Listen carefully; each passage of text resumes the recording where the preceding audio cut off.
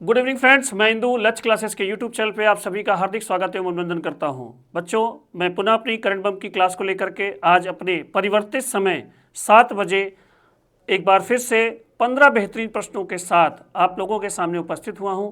ज़्यादा लोग इस क्लास से कनेक्ट होइए और ज़्यादा इस क्लास का जो है आनंद लीजिए। 15 क्वेश्चन, हर एक क्वेश्चन में एक बढ़िया एक्सप्लेनेशन आपको हमारी इस सीरीज में मिलेगा। तो जितना हो सके आप लोग जो है इस वीडियो को शेयर भी किया करिए, ज़्यादा बच्चे इस चीज़ को देख सकें, इस क्लास को देख सकें। और शाम के समय बहुत कम ही करंट अफेयर्स की क्लासेज हैं, सारी क्लासेज लगभग आपको जो है सुबह ही मिलेंगी। तो शाम को मैंने इस एक विचार ये भी था कि शाम को भी कुछ बच्चे जो है दिन भर के करंट अफेयर्स को देखा करें और लाभ उठाया करें। तो हमेशा की तरह मैं एक विचार से अपनी शुरुआत करता हूँ, आज भी करूँगा। और आज का विचार क्या कहता है ध्यान से देखिएगा, सुनिएगा, समझिएगा। ये विचार क्या कह रहा है कि जब तक आप खुद पर विश्वास नहीं करते तब तक दुनिया भी आप पर विश्वास नहीं करेगी। इसलिए पहले अपने मन को मजबूत बनाएं, बाकी सब अपने आप आसान हो जाएगा। ठीक, बहुत बड़ी बात कही गई है कि जब तक आपको खुद पर विश्वास नहीं होगा, जब तक आपको खुद पर विश्वास नहीं होगा, मतलब आत्मविश्वास नहीं होगा, आत्मविश्वास नहीं होगा, तब तक दुनिया भी आप पर विश्वास नहीं करेगी। जब आपको खुद ही अपने ऊपर विश्वास नहीं है तो दुनिया भी आपके ऊपर विश्वास नहीं करेगी। इसलिए पहले अपने मन को मजबूत बनाएं, बाकी सब अपने आप आसान हो जाएगा। ठीक, बहुत बड़ी बात है दोस्तों। किसी भी चीज़ को हम दो तरीके से देखते हैं। कोई समस्या आती है तो कुछ व्यक्ति बहुत घबरा जाते हैं और कुछ व्यक्ति जो है उसका बड़ी आसानी से, बहुत सहज भाव से सामना करते हैं। कमज़ोर व्यक्तियों को ये लगता है कि ये व्यक्ति कैसे इन चीज़ों को फेस कर रहा है। तो ऐसा नहीं है कि वो ईश्वर ने उसको कुछ अलग चीज़ें दी हैं, ईश्वर ने सारी चीज़ें आपके बराबर ही दी हैं, बस उसने अपने आत्मविश्वास को आपसे ज़्यादा मजबूत कर लिया है। वो किसी भी समस्या को बहुत गंभीरता से नहीं लेता, किसी भी खुशी को बहुत गंभीरता से नहीं लेता और एक कांस्टेंट नेचर बनाते हुए आगे चलता है। और वही व्यक्ति हमेशा प्रसन्न रहता है कि जो अपने ऊपर विश्वास बनाए रखे, अपने आत्मविश्वास को मजबूत बनाए रखे, और ऐसा पर्सन ही अपनी दुनिया में जीतता है। ठीक, जिसका आत्मविश्वास कमज़ोर है वो आगे बढ़ ही नहीं सकेगा, वो रोज़ हारेगा, वो भी सबसे पहले अपने आप से। ठीक, तो आज के विचार का ये सारांश था। बढ़ते हैं आज के करंट बम के पहले धमाकेदार क्वेश्चन की ओर। खड़ाखड़ आंसर भेजते रहिएगा, आंसर देने में ज़रा सा भी आप संकोच मत करिएगा और जितना हो सके इस वीडियो को शेयर करिए, लाइक करिए और कमेंट करिए। हाल ही में किस देश ने असम के दिग्गज गायक को श्रद्धांजलि देते हुए द्वीप का नाम बदलकर जुबिन गर्ग द्वीप किया है? ठीक, तो देखिए नाम से ही स्पष्ट हो गया कि वो असम के दिग्गज गायक कौन थे, जुबिन गर्ग। कौन है? जुबिन गर्ग। ठीक, और इसमें से 4 ऑप्शन दिया गया है, उसमें पूछा गया है कि किसने अपने एक द्वीप का नाम जो है बदल करके जुबिन गर्ग द्वीप रख दिया है। मैं आपको हिंट देता हूं, मैं उस द्वीप का जो पहले नाम था वो है सेंट जोन्स द्वीप। उस द्वीप का नाम क्या था? सेंट जोन्स द्वीप, जिसका नाम बदल करके अब क्या रख दिया गया है? जुबिन गर्ग। जुबिन गर्ग। ठीक, जुबिन गर्ग के नाम पे क्यों रखा गया? फेमस असमिया गायक हैं, क्योंकि जुबिन गर्ग 19 सितंबर को जुबिन गर्ग की मृत्यु हुई थी। 19 सितंबर को जुबिन गर्ग की मृत्यु हुई थी। जुबिन गर्ग की मृत्यु हुई थी। जुबिन गर्ग की मृत्यु हुई थी। ठीक, और इनको ये नाम देना उनको एक श्रद्धांजलि है। उनको ये नाम देना एक क्या है? श्रद्धांजलि है। श्रद्धांजलि के स्वरूप उस जगह ने अपने एक द्वीप का नाम इनके ऊपर रख दिया है और एक उदाहरण प्रस्तुत किया है कि हम कलाकारों को भी बहुत उच्च स्तर पे सम्मान करते हैं। ठीक, तो इसमें 4 ऑप्शन है, सिंगापुर, मलेशिया, इंडोनेशिया, वियतनाम। तो इसका राइट आंसर है option number A, Singapore. Singapore में 19 सितंबर को जो है जुबिन गर्ग की एक समुद्री दुर्घटना में मृत्यु हुई थी, जहां की सरकार ने जो है अपने एक द्वीप को इनके नाम पे समर्पित कर दिया है। लेकिन एक चीज़ ध्यान रखिएगा, ये द्वीप आधिकारिक रूप से, ये द्वीप का नाम जो है आधिकारिक रूप से नहीं है। ठीक, अभी अधिकृत घोषणा नहीं हुई है, लेकिन आप गूगल मैप पे देखेंगे, गूगल मैप पर तो आपको इस द्वीप का नाम आपको जुबीन गर्ग शो करेगा, जुबीन गर्ग शो करेगा। लेकिन यहाँ ये ध्यान रखिएगा, आधिकारिक रूप से अभी इसकी घोषणा नहीं हुई है, आधिकारिक रूप से घोषणा नहीं हुई है, ठीक, घोषणा नहीं हुई है। तो इसका राइट आंसर है ऑप्शन नंबर ए सिंगापुर। तो खटाखट आप लोग सभी लोग आंसर भेजिए और ज़्यादा इस वीडियो को शेयर करिए, लाइक करिए और कमेंट करिए। बढ़ते हैं क्वेश्चन नंबर 2 की ओर। क्या कह रहा है क्वेश्चन 2? हाल ही में भारत ने किस देश को ऊर्जा परियोजनाओं के लिए 4000 करोड़ रुपए का रियायती ऋण देने की घोषणा की है? कितने का? 4000 करोड़ का। ऑप्शन क्या है? नेपाल है, म्यांमार है, भूटान है, इनमें से कोई नहीं, ठीक। इसमें किस देश को, किस लिए? ऊर्जा परियोजनाओं के लिए। किसके लिए? ऊर्जा परियोजनाओं के लिए। कितने हजार करोड़ रुपए? 4000 करोड़ रुपए, ठीक। नेपाल, म्यांमार, भूटान, इनमें से कोई नहीं। तो पहले इसका आंसर मुझे बताना पड़ेगा, क्योंकि इसका उत्तर मुझे अगर एक्सप्लेन करना है तो मुझे आपको आंसर देना पड़ेगा। तो इसका राइट आंसर है ऑप्शन नंबर सी, भूटान, ठीक, भूटान। भारत इस समय भूटान पर मेहरबान है, भूटान पर मेहरबान है। उसका कारण क्या है? उसका कारण क्या है? सबसे पहली बात, भारत नेपाल संबंध अब वो नहीं रह गए। भारत नेपाल संबंधों में कटुता आ गई है, संबंधों में कटुता आ गई है, ठीक। और इस भारत नेपाल संबंधों में कटुता के फलस्वरूप भारत अपना एक सेफ पड़ोसी बनाना चाहता है, ठीक है। ये मानवीय मदद है, ऐसा नहीं है, लेकिन एक कूटनीतिक मदद भी है, ठीक है। कोई किसी को अगर मदद कर रहा है तो इसका मतलब उसका भी कुछ ना कुछ स्वार्थ होगा, ठीक। तो भारत नेपाल संबंधों में कटुता आ रही है, कटुता बढ़ रही है, जिसके फलस्वरूप अब भारत और भूटान के बीच मित्रता बढ़ रही है, ठीक। और भारत लगातार जुड़ाव की ओर बढ़ रहा है, भूटान से बढ़ रही है। बहुत शांतिप्रिय देश है, बहुत ही शांतिप्रिय देश है, एक शांत देश है, इसको माना जाता है। और इस भारत नेपाल संबंधों में कटुता बढ़ने के कारण नेपाल और चीन में समीपता बढ़ रही है, नेपाल और चीन में मित्रता बढ़ रही है, नेपाल और चीन में मित्रता बहुत तेजी से बढ़ रही है, नेपाल और चीन में मित्रता बढ़ रही है, ठीक। जिसके फलस्वरूप भारत एक सेफ जोन ढूंढ रहा है, उससे अपना जो है सेफ पड़ोसी मिल रहा है, कौन? भूटान। और यहाँ पे ध्यान रखिएगा, यहाँ पे मैं आपको बताना चाहूँगा, इस समय सबसे ज़्यादा निवेश चीन आपका कहाँ पे कर रहा है? जो है नेपाल में, ठीक। तो चीन की बढ़ती हुई दखलंदाजी, भारत से बढ़ती हुई दूरी नेपाल की, और भूटान की वास्तव में मदद करने का लक्ष्य, ये तीन ऐसे प्रमुख कारण हैं जिससे भूटान की ओर भारत के कदम बहुत तेजी से बढ़ रहे हैं। तो इसका राइट आंसर है ऑप्शन नंबर सी, भूटान। खटाखट आंसर देते रहिएगा, एकदम बिंदास होकर के, आपको कोई भी दिक्कत नहीं होनी चाहिए आंसर देने में, सही हो गलत हो उससे हमें कोई दिक्कत नहीं है। अगला क्वेश्चन, हाल ही में विश्व निमोनिया दिवस कब मनाया गया है? हाल ही में विश्व निमोनिया दिवस कब मनाया गया है? 10 नवंबर, 12 नवंबर, 11 नवंबर।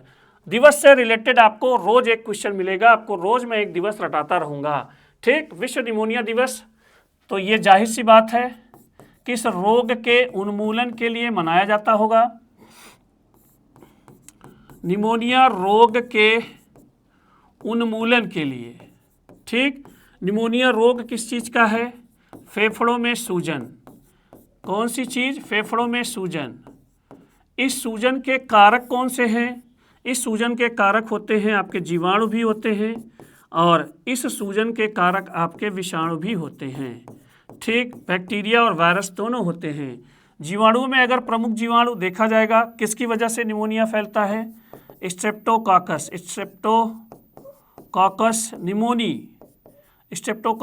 निमोनी नामक जीवाणु प्रसिद्ध जीवाणु है जो निमोनिया रोग का कारक है, इसीलिए इसका नाम ही निमोनी है। विषाणुओं में राइनो वायरस प्रमुख विषाणु है जो इस बीमारी को फैलाता है। इस बीमारी में होता क्या है? फेफड़ों में स्वेलिंग आ जाती है। फेफड़ों में जो छिद्र होते हैं जिनसे होकर के हमारे वायु का परिवहन होता है, उन छिद्रों को कहते हैं वायुकोश कहते हैं, इंग्लिश में एयर सैक बोलते हैं, एल्वियोली बोलते हैं, इंग्लिश में, ठीक। और इन छिद्रों से होकर के वायुमंडल से हमारे शरीर के बीच गैसों का आदान प्रदान होता है। लगभग 1,30,00,000 छेद आपके होंगे, गैसों का आदान प्रदान होता है, ठीक। और ये छेद जो है, अगर इन छेदों में दिक्कत होगी, इन छिद्रों में दिक्कत होगी, तो जाहिर सी बात है आपको श्वसन में दिक्कत होगी, तो श्वसन संबंधी समस्या इसमें हो सकती है, ठीक। और इस बीमारी को उन्मूलन करने के लिए, इस बीमारी को जड़ से खत्म करने के लिए हम लोग प्रतिवर्ष 12 नवंबर को विश्व निमोनिया दिवस मनाते हैं। और जगह जगह पे कार्यक्रम, जगह जगह पे सम्मेलन, जगह जगह पर जागरूकता रैली निकाली जाती है। और अब तो इसके जो है बीमारी के केसेस कम हो गए हैं, लेकिन आज भी खासकर छोटे बच्चों में ये बीमारी बहुत पॉपुलर है। और इस बीमारी को रोकथाम करने के लिए हमने वर्ष में एक दिन 12 नवंबर को विश्व निमोनिया दिवस को समर्पित किया है। तो इसका राइट आंसर होगा ऑप्शन नंबर बी, 12 नवंबर। बढ़ते हैं अगले क्वेश्चन की ओर, खटाखट आंसर देते रहिएगा। जिन लोगों ने अभी भी हमारे YouTube चैनल को नहीं सब्सक्राइब किया है वो लच क्लासेस के YouTube चैनल को सब्सक्राइब कर लें। जिन्होंने अभी भी हमारे टेलीग्राम चैनल को नहीं ज्वाइन किया है वो हमारे लच क्लासेस सुल्तानपुर के टेलीग्राम चैनल को भी ज्वाइन कर लें, ठीक। बढ़ते हैं अगले क्वेश्चन की ओर। हाल ही में भारतीय वायुसेना ने कहाँ पहली बार पूर्ण स्तरीय एयर शो आयोजित किया है? पूर्ण स्तरीय एयर शो आयोजित किया है भारत ने कहाँ पर? गुवाहाटी, जैसलमेर, विशाखापट्टनम, इनमें से कोई नहीं, ठीक। भारतीय वायुसेना ने पूर्ण स्तरीय मतलब क्या हुआ? पहले तो इस शब्द का पूर्ण स्तरीय, ठीक। बच्चों मेरी क्लास में सबसे पहले आप लोग इस चीज़ का ध्यान दीजिएगा कि आपको क्वेश्चन पहले समझना है। हम लोग गलती क्या करते हैं, क्वेश्चन बहुत तेज़ी से पढ़ते हुए खटाक से हम लोग किधर की ओर दौड़ते हैं, आप आंसर की ओर। मैं देखता हूं कि बच्चे बहुत तेज़ी से आंसर देने का प्रयास करते हैं, ये थोड़ा सा ये जो है आपको पीछे ले जाती है। और बाद में कई बच्चे ऐसे हैं जो सही आंसर जानते हुए भी न पढ़ने के कारण वो चीज़ों को गलत कर देते हैं। तो सबसे पहले हमारे जो क्वेश्चन रहेंगे, पहले उस क्वेश्चन को समझने का प्रयास करिएगा, तोड़ने का प्रयास किया करिए। जब भी कोई क्वेश्चन मैं बोलूं तो उसमें तोड़िएगा कि हाँ क्या हो सकती है, क्या चीज़ें पूछ रहा है, इन सब चीज़ों पर पहले फोकस किया करिएगा, उसके बाद ही आगे बढ़ा करिए, ठीक। क्या कह रहा है कि हाल ही भारतीय वायुसेना ने पूर्ण स्तरीय मतलब फुल मोड में मतलब पूरी ताकत से, ठीक। पूर्ण स्तरीय एयर शो मतलब क्या हुआ? हवाई जहाज शो, ठीक है। हवा में शो, हवाई जहाज नहीं, हवा में शो, हवा में प्रदर्शन, ठीक है। किसमें प्रदर्शन? हवा में प्रदर्शन। जाहिर सी बात है वायुसेना है तो जमीन में प्रदर्शन करेगी नहीं, कहाँ करेगी? हवा में करेगी, ठीक। तो इस अभी हाल ही में आपकी वायुसेना की 93वीं वर्षगांठ थी, जिसके उपलक्ष्य में ये एयर शो आयोजित किया गया था। और इसमें हम लोगों ने जो है बहुत सारे विमान और उनके करतब देखे थे, सुखोई 30, राफेल, तेजस, ध्रुव, सभी की लगभग आप ये कह सकते हैं कि भारतीय वायुसेना में जितने भी युद्धक विमान थे सबको इस एयर शो में बुलाया गया था और सब लोगों ने उनके प्रदर्शन को देखा था। और उस जगह की सारी जनता ने इस एयर शो का बहुत ही आनंद लिया था। और वो प्लेस आपका कौन सा है? गुवाहाटी में भारतीय वायुसेना ने पहली बार ये शो, इसकी खासियत क्या है? पहली बार फुल एयर शो था जिसमें वायुसेना ने अपने हर एक अंग को बहुत अच्छे से प्रदर्शित किया था। तो इसका राइट आंसर है ऑप्शन नंबर ए, गुवाहाटी, ठीक। खटाखट आंसर देते रहिएगा सभी लोग। बढ़ते हैं नेक्स्ट क्वेश्चन की ओर। पढ़िएगा क्वेश्चन, बढ़िया क्वेश्चन है, महिलाओं से रिलेटेड है, जरूर आने के चांसेस हैं। हाल ही में किस राज्य सरकार ने महिलाओं को नाइट ड्यूटी के लिए अपनी सहमति देने का अधिकार दिया है? महाराष्ट्र, उत्तर प्रदेश, हरियाणा, इनमें से कोई नहीं, ठीक। ऐसी कौन सी राज्य सरकार है जिन्होंने महिलाओं को नाइट रात्रिकालीन जो है ड्यूटी देने के लिए अपनी सहमति देने का अधिकार दिया है? नाइट ड्यूटी के लिए अपनी सहमति देने का अधिकार प्रदान किया है। सबसे पहली बात तो इस प्रश्न को समझिए, क्या महिलाएं इस जगह पे, और इसके ऑप्शन कौन से हैं? महाराष्ट्र, उत्तर प्रदेश, हरियाणा, इनमें से कोई नहीं। क्या महिलाएं इन तीनों स्टेट में, जो 3 स्टेट दिए गए हैं, क्या रात में काम नहीं करती हैं? करती हैं, बिल्कुल करती हैं। ठीक, लेकिन एक क्या है, एक चीज़ ये है कि आपके अधिकारी आपसे किसी महिला से जो है नाइट ड्यूटी, आपसे नाइट ड्यूटी कराने के लिए अब आपको बाध्य नहीं करेंगे, ठीक, बाध्य नहीं करेंगे। जैसे किसी अधिकारी ने कहा कि रात्रिकालीन आपकी ड्यूटी है, आपको करना पड़ेगा, ये चीज़ अब नहीं होगी। अगर वो महिला कर्मचारी अपनी सहमति देती है, लिखित सहमति प्रदान करती है, तभी उस महिला कर्मचारी को नाइट ड्यूटी करने को मिलेगी, अन्यथा महिला कर्मचारी को नाइट ड्यूटी करने के लिए बाध्य नहीं किया जा सकेगा। तो ये महिलाओं की सुरक्षा के लिए ये जो कदम है, महिलाओं की सुरक्षा के लिए उठाया गया कदम है। महिलाओं की सुरक्षा को ध्यान में रखकर ये कदम उठाया गया है, यह आदेश दिया गया है। और ऐसा कौन सा स्टेट है? महाराष्ट्र, उत्तर प्रदेश, हरियाणा, आपका यूपी। उत्तर प्रदेश में अब किसी भी महिला को बिना उसकी पूर्व अनुमति के आप रात्रिकालीन ड्यूटी के लिए बाध्य नहीं कर सकेंगे, और ये फैसला योगी जी के मंत्रिमंडल ने लिया है। ठीक, तो इसका राइट आंसर है option number B, Uttar Pradesh. खटाखट इस आंसर दीजिए, खटाखट इस वीडियो को शेयर करिए, लाइक करिए और कमेंट करिए। लगातार बने रहिए क्लास में। एक भी क्वेश्चन आपको ऐसा नहीं लगेगा कि इसमें जो है कि क्वेश्चन आपका सही नहीं है।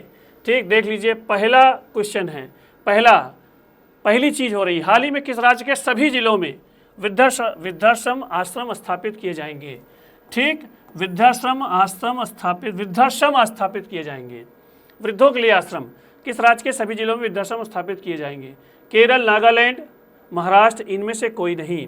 तो आपको ये आंसर देना है कि किस स्टेट में, पूरे हर जिले में सरकार की तरफ से जो है वृद्धाश्रम स्थापित किए जाएंगे। ठीक, तो वृद्धाश्रम क्या होगा कि ऐसा प्लेस जहाँ पे वृद्धों को, बुजुर्गों को रहने, खाने, पीने की कोई समस्या नहीं होगी।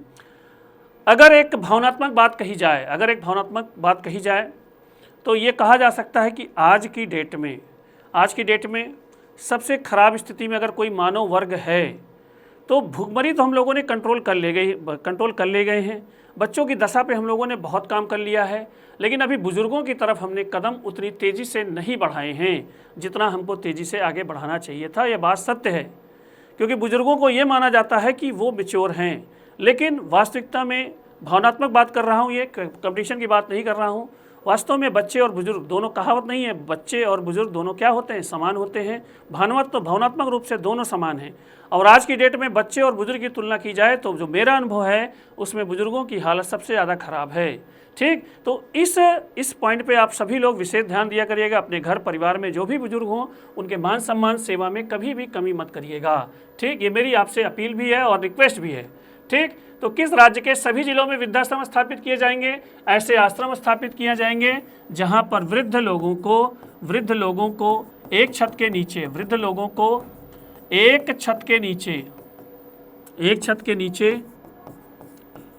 रहना खाना सब सरकार की तरफ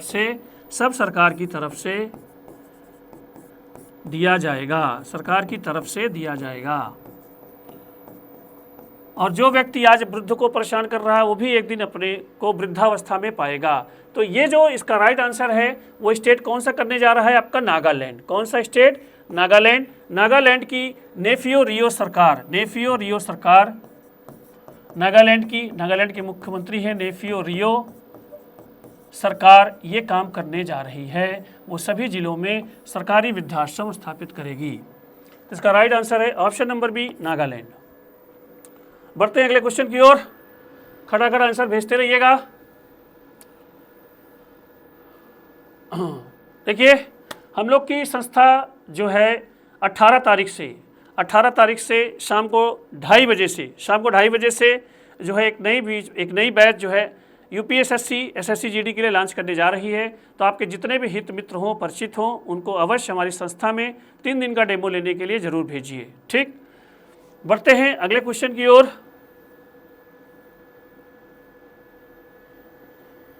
हाल ही में वी राजा रमन का निधन हुआ है, वे कौन थे? इनका पूरा नाम है वैद्येश्वर राजा रमन, वैद्येश्वर राजा रमन। ठीक, ये कौन थे? लेखक, शिक्षक, पत्रकार, इनमें से कोई नहीं। ठीक, पहले इनका परिचय देना चाहूँगा। पहले मैं आंसर देता हूँ, क्योंकि आंसर देने के बाद ही मैं इनका परिचय दे पाऊँगा। ये एक महान शिक्षक थे, और महान शिक्षक होने के साथ साथ ये एक वैज्ञानिक भी थे। ठीक, अगर भारत में कहा जाए कि डिजिटल दुनिया को आगे बढ़ाने में किन व्यक्तियों का नाम लिया जाएगा, तो सबसे पहले स्वर्गीय प्रधानमंत्री राजीव गांधी जी का नाम लिया जाएगा, जिनके प्रयासों से कंप्यूटर की शिक्षा का जो है बहुत तेज़ी से विकास हुआ। उसके बाद सभी पार्टियों की सरकारों ने, सभी प्रधानमंत्रियों ने इस क्षेत्र में बहुत कदम किया है। ठीक, बहुत कदम आगे बढ़ाया है। ठीक, उसी कंप्यूटर जगत में अगर एक कोई गैर राजनीतिक चेहरा की बात हो, जिसकी वजह से कंप्यूटर को हम लोग अपने नज़दीक पाए हैं, भारत में कंप्यूटर शिक्षा का प्रचार प्रसार हुआ है, तो वो यही व्यक्ति हैं, वैद्येश्वर राजा रमन, जिनका अभी हाल ही में निधन हुआ है। और वो एक शिक्षक के साथ साथ एक महान वैज्ञानिक भी थे, और इनका जो योगदान है वो आपका कंप्यूटर शिक्षा का है। कंप्यूटर शिक्षा का और कंप्यूटर ज्ञान का इन्होंने ज्ञान का विस्तार भारत में बड़े पैमाने पर किया है। ठीक, भारत में बड़े पैमाने पर किया है। ठीक,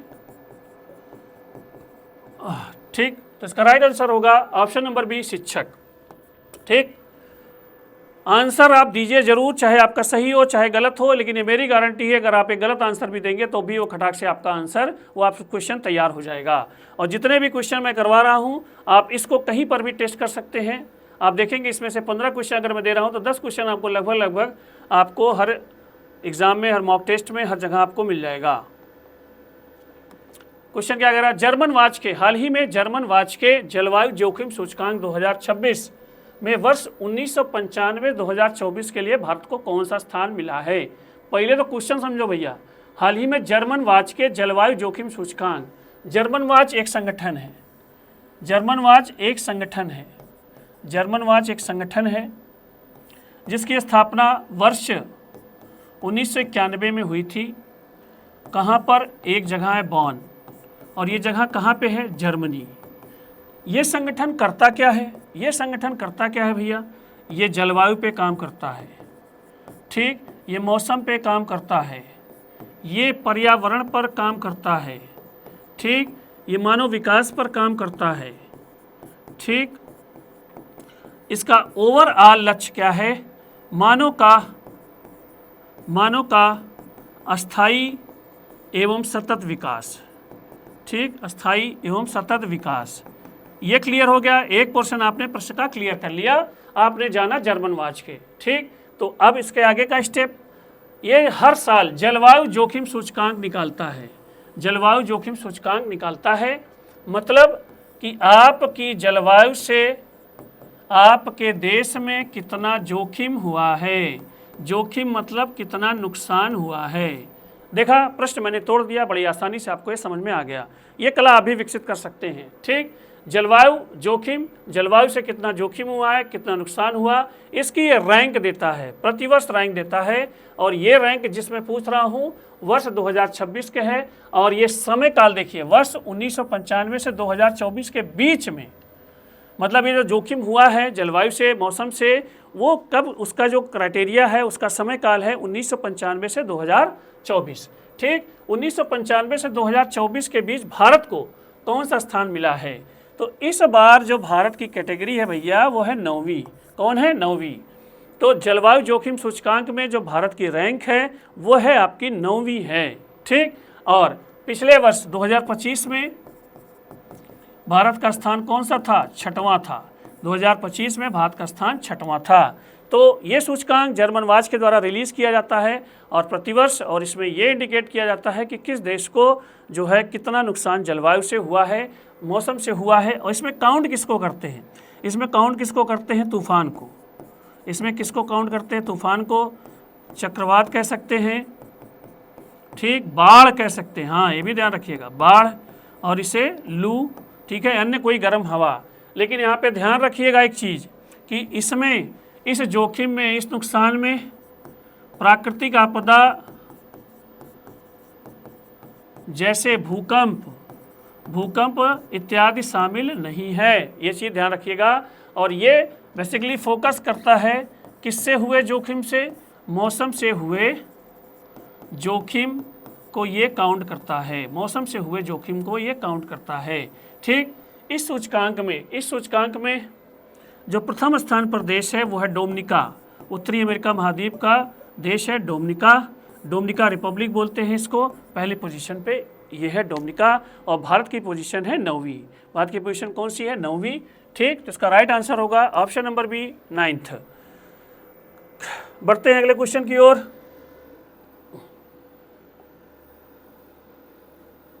हाल ही में, बहुत बढ़िया क्वेश्चन है, आना तय है। हाल ही में ओजोन परत को नष्ट करने वाले पदार्थों पर मॉन्ट्रियल प्रोटोकॉल के पक्षकारों की MOP 37 बैठक कहाँ हुई है? क्वेश्चन ही नहीं समझ में आता, तो मैंने तरीका बताया है आपको। क्वेश्चन को पहले सुनो, समझो, खड़ा आंसर ना दो। हाल ही में ओजोन परत को नष्ट करने वाले पदार्थों पर, कौन सी परत को नष्ट करना है भैया? ओजोन परत को नष्ट करने वाले पदार्थों पर मॉन्ट्रियल प्रोटोकॉल के पक्षकारों की, ठीक। मॉन्ट्रियल प्रोटोकॉल समझना है क्या है? कि पक्षकारों की मतलब जो वहाँ पर थे मॉन्ट्रियल प्रोटोकॉल के समय की। MOP 37 कुछ नहीं है, MOP का फुल फॉर्म आपका होगा मॉन्ट्रियल प्रोटोकॉल नंबर 37, बस 37वीं बैठक है। कौन सी बैठक है? 37वीं बैठक है। कहाँ पर हुई है? अब हम आपको देसी भाषा में बताते हैं कि ओजोन परत के संरक्षण के लिए एक समझौता हुआ था, मॉन्ट्रियल प्रोटोकॉल, ठीक। और वो वर्ष कौन सा था? 1987। वर्ष कौन सा था? 1987। डेट कौन सी थी? 16 सितंबर। डेट कौन सी थी? 16 सितंबर। और ये कहाँ पर हुआ था? मॉन्ट्रियल। ये मॉन्ट्रियल कहाँ है? कनाडा। कहाँ है? कनाडा। 16 सितंबर 1987 को मॉन्ट्रियल कनाडा में जो है कई देशों ने मिल करके बैठक की थी, और उस बैठक में डिसाइड किया गया था कि हम ओजोन परत की क्षरण को रोकने का प्रयास करेंगे। और इस ओजोन परत को रोकने का, क्षरण का प्रयास क्यों जरूरी है? क्योंकि ओजोन हमारे सूरज से निकलने वाले पराबैंगनी, सूरज से निकलने वाली हानिकारक पराबैंगनी किरणों को क्या करता है? अवशोषित कर लेता है। और जैसे जैसे हमारा जीवन आगे बढ़ रहा है, जैसे जैसे हम अपने जीवन में आगे बढ़ रहे हैं, हाँ, इस ओजोन परत का क्षरण बढ़ता ही जा रहा है। और इसके क्षरण में जिम्मेदार कौन कौन है, इस पे बात होगी। पहले इसको मैं निपटा दूं। 1987 में 16 सितंबर को मॉन्ट्रियल कनाडा में जो है ओजोन परत के क्षरण के लिए बैठक हुई थी, उसमें डिसाइड हुआ था। और इसी बैठक के मद्देनज़र 1989 में हेलसिंकी, ये आपका कहाँ पर है? फिनलैंड में है। यहाँ पर MOP Montreal protocol number 1 MOP1 बैठक हुई थी। मतलब पहली बैठक आयोजित हुई 1989 में हेलसिंकी। और अब ये जो बैठक आयोजित हो रही है, इसका नंबर जो है वो आपका क्या है? 37, ठीक। 37वीं बैठक है। और इस बैठक को कहाँ पर आयोजित किया जाएगा, ये पूछा जा रहा है, ठीक। अब मामला समझ में आ गया। ओजोन परत के क्षरण को बचाने के उद्देश्य से एक समझौता हुआ है, मॉन्ट्रियल प्रोटोकॉल, वर्ष 1987 में। इसी के मद्देनज़र 1989 में पहली बैठक हुई। कहाँ पर हुई? हेलसिंकी में। और अब पूछ रहा है कि इसकी 37वीं बैठक कब हो रही है, वो कहाँ पे हो रही है? वो आपका कौन सा देश है? नैरोबी। स्थान कौन सा है? नैरोबी। देश है आपका केन्या। देश है आपका केन्या, ठीक। यहाँ पे भी ध्यान रखिएगा, केन्या जो है यूनेप का मुख्यालय भी है, यूनाइटेड नेशन इन्वायरमेंटल प्रोग्राम का मुख्यालय भी है। और इस ओजोन परत के क्षरण के लिए जिम्मेदार आपके कौन सी गैस है? क्लोरोफ्लोरोकार्बन। Fluorocarbon, fluorocarbon. और इसका जो आपका उदाहरण दिया जाता है फ्रियॉन गैस, और ये आपकी कहाँ से निकलती है? फ्रिज से, एसी से निकलती है। ठीक, इस क्लोरोफ्लोरोकार्बन क्या हुआ? ऐसा कार्बनिक यौगिक जिसमें क्लोरीन हो, फ्लोरीन हो, दैट्स इट, वो क्या है? क्लोरोफ्लोरोकार्बन। ठीक, और इस कार्बन का जो है, जो यदि उत्सर्जन ज़्यादा होता है तो ये ओजोन के अणुओं का भक्षण करने लगता है, ओजोन के अणुओं का भक्षण करने लगता है, और धीरे धीरे ओजोन के अणुओं की संख्या कम होने लगती है, और वहाँ पर जो है ओजोन लेयर पतली होने लगती है। इसी को हम लोग ओजोन छिद्र कहते हैं। ये छिद्र और आगे न बढ़े, इस परत का संरक्षण हो, इन सभी उद्देश्यों को लेकर के MOP-37 होने जा रही है। कहाँ पर? आपका नैरोबी। ठीक, कुछ बच्चे इस प्रकार के प्रश्नों से घबरा जाते हैं। ठीक, लेकिन ये प्रश्न जितना भी आपको करंट में कठिन दिखता है, समझ लीजिए कि उसमें बहुत कुछ मैटर है और बहुत ही आसान प्रश्न है यदि आप समझ करके पढ़ेंगे। ये मैं हमेशा कहूँगा, हर क्लास में कहूँगा, यदि बिना समझे हुए अगर आप पढ़ेंगे, रटेंगे तो आप फंसेंगे। ठीक है, किसी को भी रट के इतनी सारी चीज़ें नहीं आ सकती, ये चीज़ ध्यान रखिएगा। बढ़ते हैं अगले क्वेश्चन की ओर, क्वेश्चन नंबर 10 की ओर। हाल ही में वर्ष 2024 के लिए राष्ट्रीय जल पुरस्कारों में किसे सर्वश्रेष्ठ राज्य का पुरस्कार मिला है? हरियाणा, गुजरात, महाराष्ट्र, उत्तर प्रदेश। इनमें से किस राज्य को वर्ष 2024 के लिए छठा राष्ट्रीय जल पुरस्कार मिला है? तो सबसे पहले ये राष्ट्रीय जल पुरस्कार दिया जाता है आपको किस चीज़ के लिए? ये ध्यान रखिएगा, जल संरक्षण के लिए। किस चीज़ के लिए? जल संरक्षण के लिए। इसका मतलब ये पूछा जा रहा है कि निम्न में से कौन सा स्टेट जल संरक्षण को सबसे अच्छे तरीके से किया है, ठीक, उसी को ये राष्ट्रीय जल पुरस्कार मिलेगा। तो इन चारों ऑप्शन में हरियाणा, गुजरात, महाराष्ट्र, उत्तर प्रदेश, इनमें जो राइट आंसर है आपका वो कौन सा है? महाराष्ट्र। महाराष्ट्र को वर्ष 2024 के लिए राष्ट्रीय जल पुरस्कार मिला है, और इसमें दिया गया स्टेट आपका गुजरात दूसरे पोजीशन पे है और तीसरे पे है आपका हरियाणा। ठीक, तो राष्ट्रीय जल पुरस्कार का प्रथम श्रेणी का पुरस्कार मिला है महाराष्ट्र को, दूसरे पे गुजरात, तीसरे पे हरियाणा। ठीक, जल संरक्षण को प्रभावी तरीके से लागू करने वाले राज्य को ये दिया जाता है। बढ़ते हैं क्वेश्चन नंबर 11 की ओर। खटाखट आंसर देते रहिएगा, ज़्यादा इस वीडियो को शेयर करिए, लाइक करिए और कमेंट करिए। हाल ही में संशोधित भारत नेट योजना को राज्यव्यापी लागू करने वाला देश का पहला राज्य, देखिए क्वेश्चन आ गया, पहला राज्य। ठीक, पहला राज्य कौन सा है? हरियाणा, पंजाब, राजस्थान, मध्य प्रदेश। ठीक, कौन सी योजना की बात हो रही है? भारत नेट योजना। ठीक, भारत नेट योजना। नेट में देखिए आप कह सकते हैं कि इसको भारत इंटरनेट योजना, भारत इंटरनेट योजना कह सकते हैं, कहने में कोई दिक्कत नहीं है, और है भी उसी से रिलेटेड। तो इसका मतलब ये इंटरनेट से जुड़ी हुई कोई योजना है। ठीक, भारत नेट योजना कब प्रारंभ हुई थी? वर्ष 2015 में। कब हुई थी? 2015 में। इसका उद्देश्य क्या है भैया? उद्देश्य क्या है? इसका उद्देश्य है कि पूरे भारत में, भारत के सभी भागों में, भारत के सभी भागों में,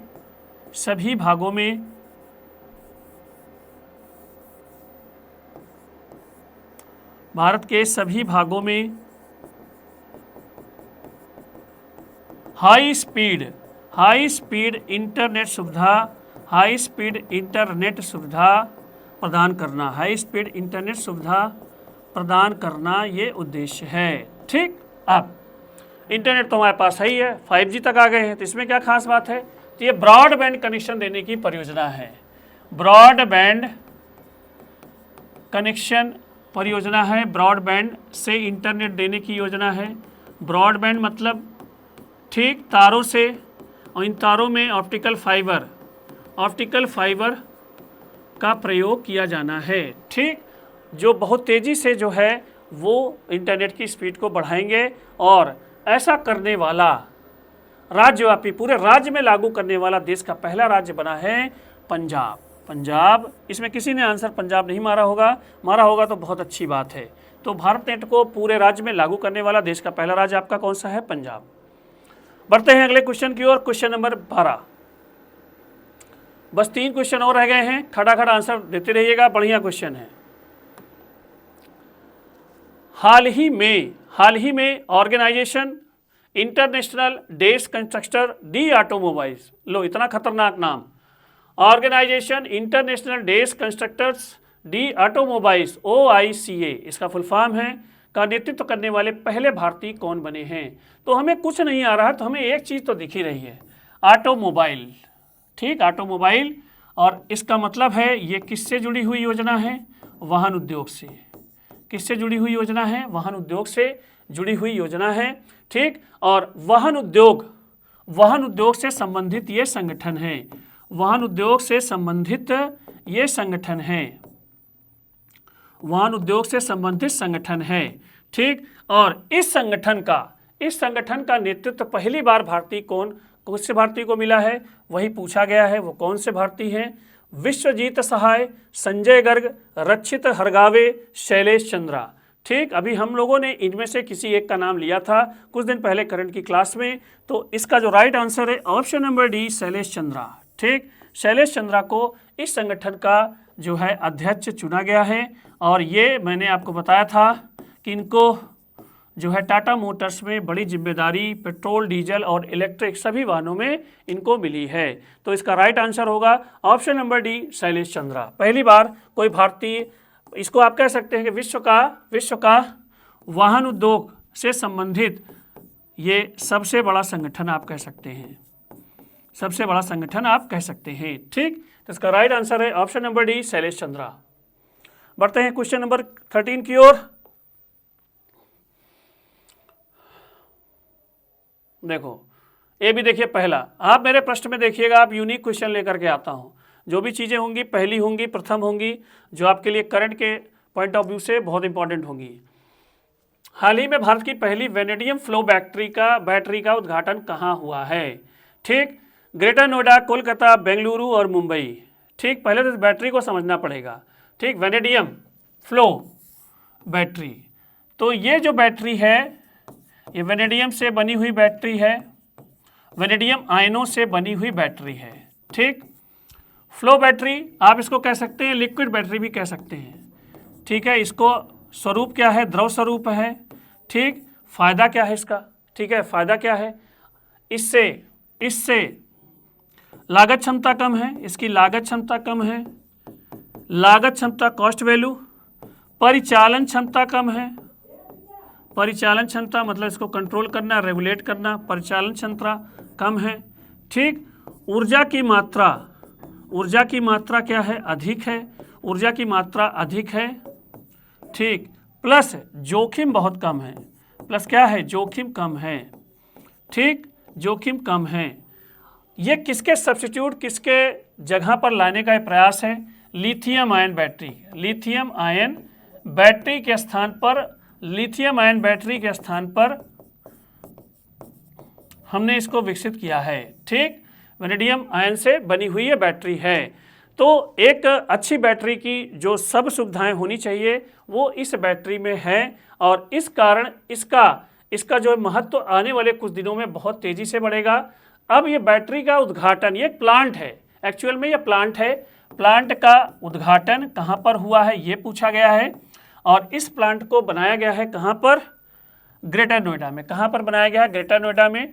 ग्रेटर नोएडा में 3 मेगावाट का, कितने मेगावाट का ये सब मत रटिएगा, लेकिन ये जानते रहिएगा क्षमता क्या है, 3 मेगावाट का ये बनाया गया है आपका सेंटर।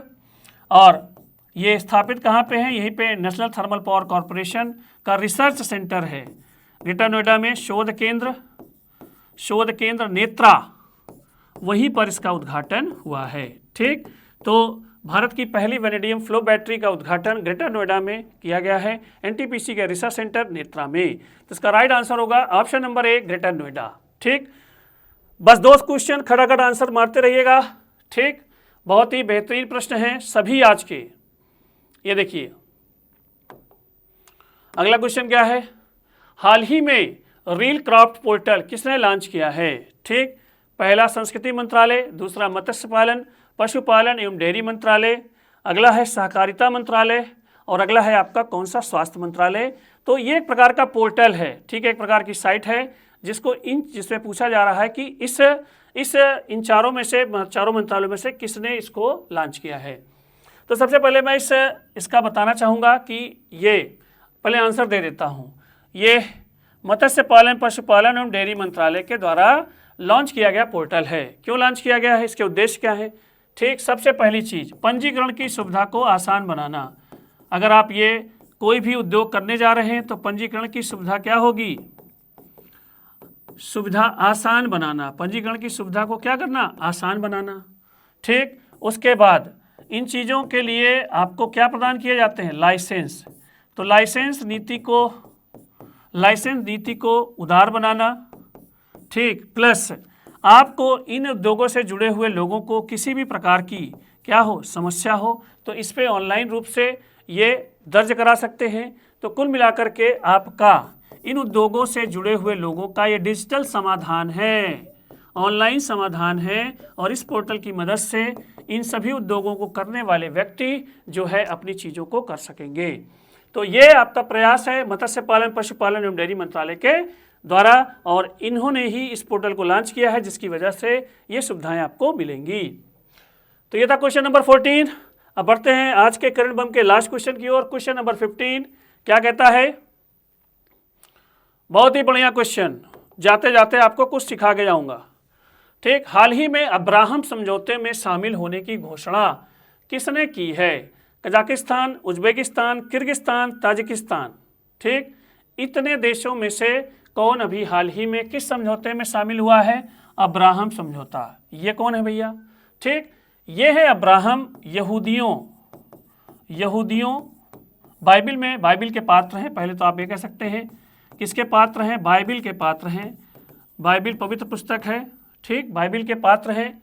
तो और ये इनका उदाहरण जो दिया जाता है यहूदियों एवं अरबों आप कह सकते हैं, वर्तमान समय में आप कह सकते हैं मुस्लिमों के ये माने जाते हैं कि इनका कनेक्शन इन दोनों से समुदाय से ठीक ठाक था, और ये बाइबिल में इस तरह का वर्णन है। तो अगर इससे कुछ मिल रहा है तो आप खटाक से यही जानिएगा कि पूरे विश्व का एकमात्र यहूदी राष्ट्र माना जाता है किसे? इज़राइल को एकमात्र यहूदी राष्ट्र माना जाता है। और यह इज़राइल एक बहुत बड़े विवाद से कई सालों से पीड़ित है। इसका नाम लिया जाता है मुस्लिमों के विरोधी के रूप में, क्योंकि इसका संघर्ष किससे हो रहा है? फिलिस्तीन से कई सालों से हो रहा है। तो इज़राइल का दोस्ताना व्यवहार, फ्रेंडशिप नेचर मुस्लिम कंट्री से प्रदर्शित करने के लिए एक समझौता शुरू किया गया था वर्ष 2020 में। किस वर्ष में? 2020 में। ठीक, अमेरिका ने इजराइल की कंडीशन को बेटर करने के लिए, मुस्लिम देशों में इजराइल की कंडीशन को मजबूत करने के लिए एक ये कॉन्सेप्ट लेकर के आया था, और इसका नाम दिया गया था अब्राहम समझौता। और इस पर जिन जिन मुस्लिम देशों ने साइन किए हैं वो माना जाता है कि उनके संबंध इजराइल से क्या है? अच्छे हैं। तो इसमें अब्राहम समझौते में पहले कौन शामिल है? इजराइल है। इजराइल के बाद आपका, इजराइल तो है ही, यूएई, यूनाइटेड अरब अमीरात्स, उसके बाद बहरीन इसमें शामिल है, मोरक्को शामिल है, ठीक, सब मुस्लिम कंट्रीज़ हैं, और सूडान शामिल है। ठीक, और अब जो शामिल होने जा रहा है वो देश आपका कौन सा है? कजाकिस्तान। ठीक, तो ये देश जब इस समझौते के थ्रू इजराइल से बंधेंगे तो इजराइल की छवि जो एक मुस्लिम विरोधी देश के रूप में होती है उस पर धीरे धीरे से दाग हटेगा। तो ये अमेरिका के द्वारा लाया गया एक कॉन्सेप्ट है जिसमें अभी हाल ही में शामिल हुआ है कौन सा देश? कजाकिस्तान। तो कैसी रही आज की क्लास? अपने अनुभव को जरूर शेयर किया करिए, ज़्यादा इस वीडियो को शेयर करिएगा, एक प्रॉपर नोट्स बनाइए और अच्छे से इन सारे क्वेश्चंस को लर्न करिए। आज के लिए इतना ही, धन्यवाद, शुभ रात्रि।